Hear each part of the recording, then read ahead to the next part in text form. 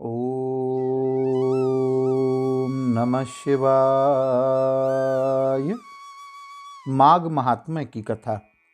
ऋषियों ने कहा, लोमहर्षण सूत जी, अब हमें माघ का महात्म्य सुनाइए, जिसको सुनने से लोगों का महान संशय दूर हो जाए। सूत जी बोले, मुनिवरों, आप लोगों को साधुवाद देता हूँ। आप भगवान श्री कृष्ण के शरणागत भक्त हैं, इसलिए प्रसन्नता और भक्ति के साथ आप लोग बार बार भगवान की कथाएं पूछा करते हैं। मैं आपके कथनानुसार माघ महात्म्य का वर्णन करूंगा। जो अरुणोदय काल में स्नान करके इसका श्रवण करते हैं, उनके पुण्य की वृद्धि और पाप का नाश होता है। एक समय की बात है, राजाओं में श्रेष्ठ महाराज दिलीप ने यज्ञ का अनुष्ठान पूरा करके ऋषियों द्वारा मंगल विधान होने के पश्चात अवव्रत स्नान किया। उस समय संपूर्ण नगरवासियों ने उनका बड़ा सम्मान किया। तदंतर राजा अयोध्या में रहकर प्रजाजनों की रक्षा करने लगे। वे समय समय पर वशिष्ठ जी की अनुमति लेकर प्रजा वर्ग का पालन किया करते थे।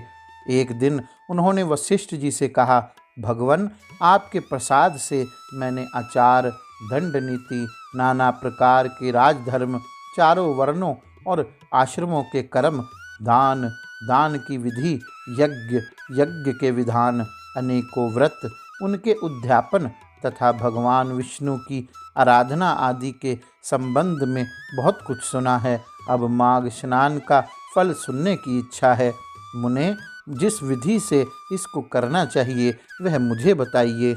वशिष्ठ जी ने कहा, राजन, मैं तुम्हें माघ स्नान का फल बतलाता हूँ, सुनो। जो लोग होम, यज्ञ तथा इष्टापूर्त कर्मों के बिना ही उत्तम गति प्राप्त करना चाहते हों, वे माघ में प्रातःकाल बाहर के जल में स्नान करें। जो गौ, भूमि, तिल, वस्त्र, स्वर्ण और धान्य आदि वस्तुओं का दान किए बिना ही स्वर्गलोक में जाना चाहते हों, वे माघ में सदा प्रातःकाल स्नान करें। जो 3 रात तक उपवास, कृच्छ्रु और पराख आदि व्रतों के द्वारा अपने शरीर को सुखाए बिना ही स्वर्ग पाना चाहते हों, उन्हें भी माघ में सदा प्रातःकाल स्नान करना चाहिए। वैशाख में जल और अन्न का दान उत्तम है। कार्तिक में तपस्या और पूजा की प्रधानता है और माघ में जप, होम और दान, ये 3 बातें विशेष हैं। जिन लोगों ने माघ में प्रातः स्नान, नाना प्रकार का दान और भगवान विष्णु का स्तोत्र पाठ किया है, वे ही दिव्य धाम में आनंद पूर्वक निवास करते हैं। प्रिय वस्तुओं के त्याग और नियमों के पालन से माघ सदा धर्म का साधक होता है और अधर्म की जड़ काट देता है। यदि सकाम भाव से माघ स्नान किया जाए तो उससे मनोवांछित फल की सिद्धि होती है और निष्काम भाव से स्नान आदि करने पर वह मोक्ष देने वाला होता है। निरंतर दान करने वाले, वन में रहकर तपस्या करने वाले और सदा अतिथि सत्कार में संलग्न रहने वाले पुरुषों को जो दिव्य लोक प्राप्त होते हैं, वे ही माघ स्नान करने वालों को भी मिलते हैं।